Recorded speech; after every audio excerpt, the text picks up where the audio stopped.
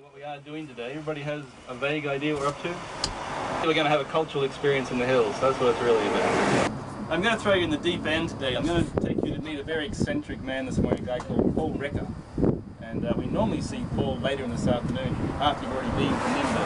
But we're going to meet Paul this morning because Paul has a very important thing to do this afternoon. We're going to go to the Lismore Council and tear them to pieces about environmental issues. So that's something that Paul enjoys to do. So we're going to go and visit Paul this morning.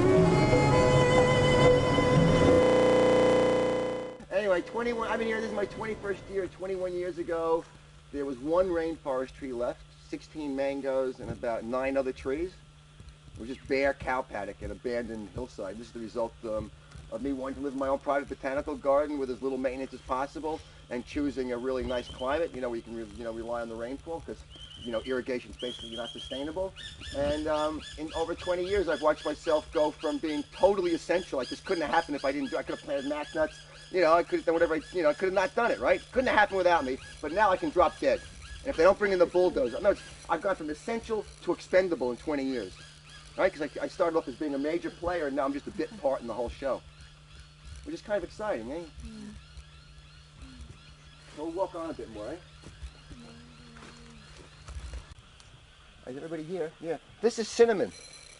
And all the action in cinnamon's in the bark. So when you get a little piece, you can just scrape it under your fingernail, and it's one spice that you can eat if you want to chew on it. Let me just break off a piece and pass it around. A couple pieces there. A couple pieces there. Should make it all right. She used it. Yeah, that's great, man. You're gonna be a nail, huh? Love cinnamon. Yeah. Well, where do you smell the fresh stuff, huh? So I can eat it? Yeah, you can eat it. Yeah, yeah. Like a lot of spices are too hot in the mouth, eh?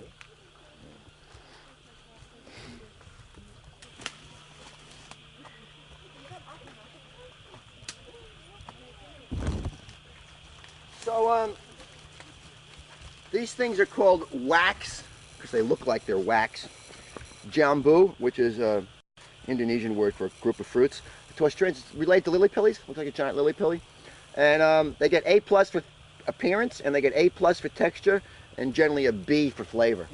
To me, they're like a really good quality Retsina, which is kind of an oxymoron, if you know Retsina wine. It's a Greek wine where they infuse the wine with pine sap. Anyway, it's like a diluted Retsina. So you eat the whole thing, eh? If you keep your eyes closed, you won't see the worm.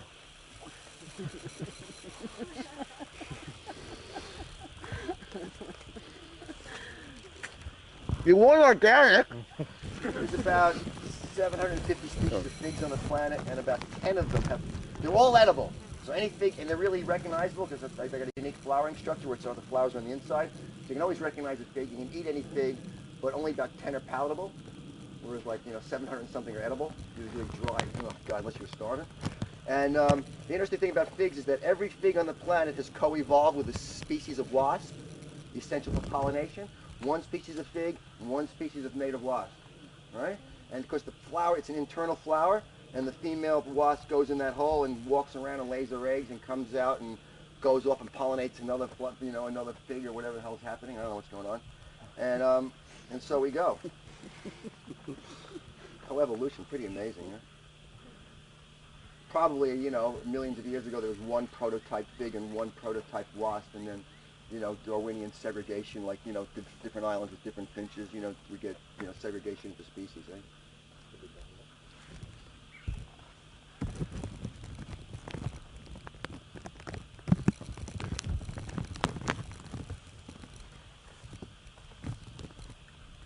And, I guess most of you are like me, if you're not a biblical creationist, which I haven't been ever since I was a little kid, then, and you look at Darwin's evolution, you tend to think of Darwinian evolution as being the answer to evolution, right? Explaining evolution, right? Is that true? That's I'm not making this up, right? Right? Well, I used to be like that, except I now, in the last few years, I really now understand why Darwin only answers part of the picture, right? Only part of the picture.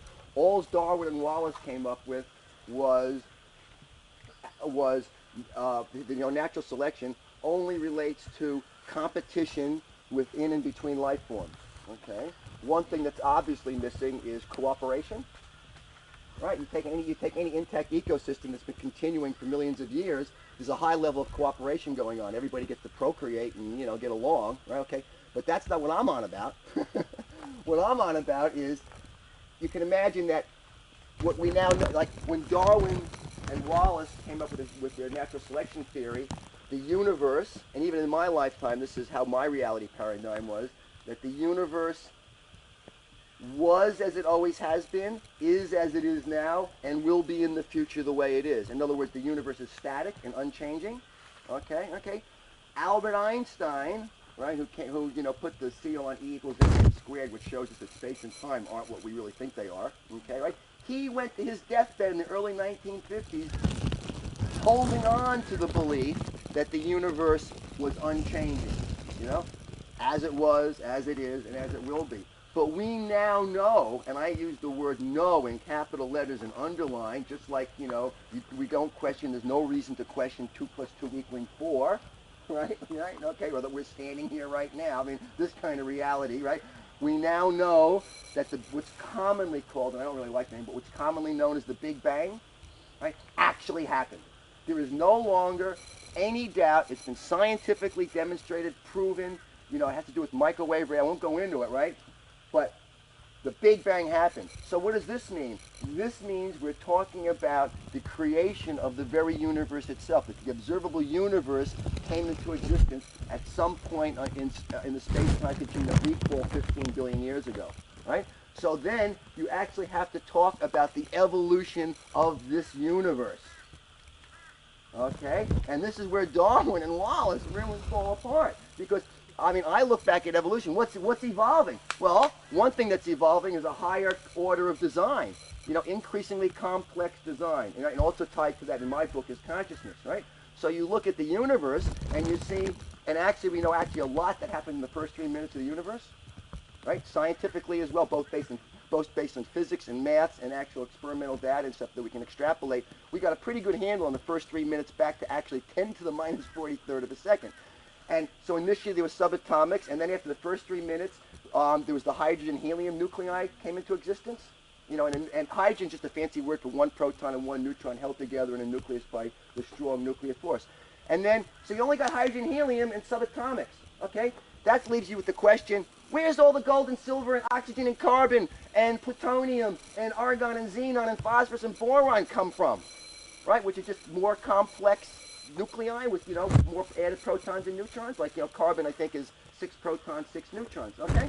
Well, the universe had to evolve, right, into more complex forms, which involved a sun, right? I mean, sun's getting pretty complex, right? A sun big enough that when it starts collapsing under its weight of its gravity, you know, mass, the process called nuclear fusion can take place, and this is the only place in the observable universe that any other atoms can be formed, okay? Because under the incredible pressure and heat of a collapsing sun, all those other atoms get forged. And then this sun went into a supernova explosion, right? And spewed all these atoms out into the vacuum of space. You know, simple atoms, right? Where through the process of evolution, they became increasingly complex things called molecules, right? And in increasingly complex molecules is going on for billions of years, right? So that finally the universe reaches a stage where there's suns and asteroids and comets and planets and, you know, and the vacuum of space is teeming in and out with all this stuff going on, right? So that the stage is set for what we call life to switch on planet Earth. All right? Now that is an evolution of inanimate objects reaching a higher order of design. Yeah? Yeah? I mean, there's no competition, no natural selection going on between different kinds of volcanic rock. Right? So something's going on, right, that we are only beginning to come to terms with. And when you apply this to the previous extinction epochs on planet Earth, right, this is one of the reasons you know, really can take solace, you know, and have a bit of, you know, I guess it's faith, you know, right, that this is the 6th extinction epoch, and we've had 5 extinction epochs on planet Earth before this, right? We now know that 99-point-something% of all species on planet Earth are extinct. Gone. Goodbye. Okay? All right. Yet in spite of that, right, okay, in simplistic terms, we've gone from bacteria to trilobites, remember those little creatures that ruled for millions of years on the bottom of the sea floors, right, to dinosaurs, to mammals and primates. Right now, you can't tell me that a trilobite's not a more complex design and a consciousness order than a bacteria and dinosaurs are further along. So what I'm saying is, if this was just ran in extinction effort, how come some of the, it seems like before each extinction effort, a higher order of design and consciousness is reached. So it seems like there's this guy Sheldrake out promoting morphic fields and stuff. It seems like somehow information that's obtained both in is somehow imprinted somewhere and can be tapped for the next evolutionary epoch. Right? Otherwise, why is it that we haven't gone backwards? Why is it that sometimes we haven't reached, or why didn't we just stop at dinosaurs again, or some other form? So I'm just thinking that, hey, if the worst comes to worst and humans become extinct, right, which I don't think is going to happen, right?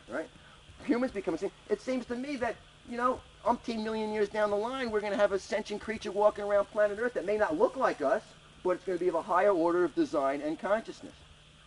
Okay? And to get a grasp on what I'm talking about this higher order of design, it's once you start seeing it, you see it everywhere, right? And the easiest, where I got the handle on it easiest was looking at European languages, I think, except for Finnish. And maybe Greek, I'm not sure, but most of them, you know, right? 26 letters make up our alphabet, right? 26 little doodads. We call that the alphabet. That's a whole unto itself. And from those 26 letters, you make the world of words, all the words in our languages. Okay? Right? Words, 26 letters, is definitely a higher order of complexity with meaning. Right? And then from words you jump to sentences, which are again a higher order than words, with more meaning. And you jump from sentences to paragraphs, and from paragraphs you jump to books. Books in Danish, books in English, books in French, books in Spanish, books in Italian. I mean, how many books are out there? How many books are being ready to be written? And yet, it's the same alphabet. Right?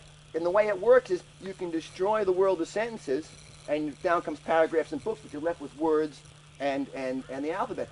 But somehow what I think's happening is that past extinction epochs may have taken away, you know, the sentences and paragraphs and books, and we had to start building up from words again, but somehow we get back to books and beyond books.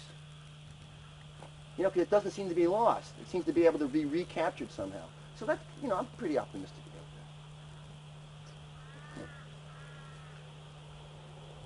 And the other thing I've shedded is my guilt about what's happening to the environment, because because what humans have done, you know, in terms of what we're doing to the environment, you know, the degradation of the environment, is all it is a reflection that we've been the most successful life form on planet Earth to maximize resource space. Right? I mean, that's why the environment's getting screwed. We're so good at maximizing our resource base. Even capitalism, the economic system we call capitalism, is actually a reflection of the genetically coded behavior to maximize resource base. Capitalism is pushing out goods and services by maximizing your resource base. The faster you can maximize the resource base, the more goods and services you can push out. I mean, this is capitalism. And yet, this maximizing resource base, this isn't something humans came up with. This is something that's 3.5 billion years old. There is no life form on planet Earth that isn't out there trying to maximize its resource base. This is Darwinian and Wallace, you know, natural selection. We're all out there competing. Okay? I mean, this mold on this fig, you know, given the opportunity, will rot the whole fig. It'll rot the whole world of, you know, Ficus auriculata, given the environmental opportunity. Right? What's different is we see it.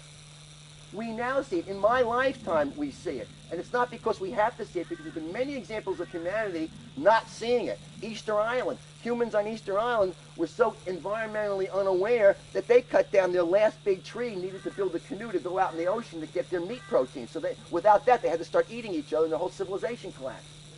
Okay? This ties in with consciousness. I'm not talking intelligence here. Intelligence to me is the same everywhere. From a bacteria to a human, intelligence is equal.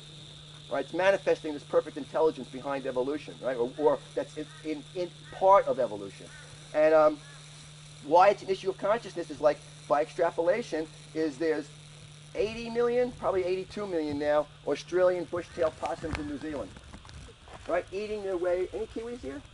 Yeah, eating their way through, you know, over-consuming and overpopulating possum resource base in New Zealand. There ain't 1 in 80 million possums that can go, hey, fellow possums, I think we got a problem here, and we should do something about long-term planning.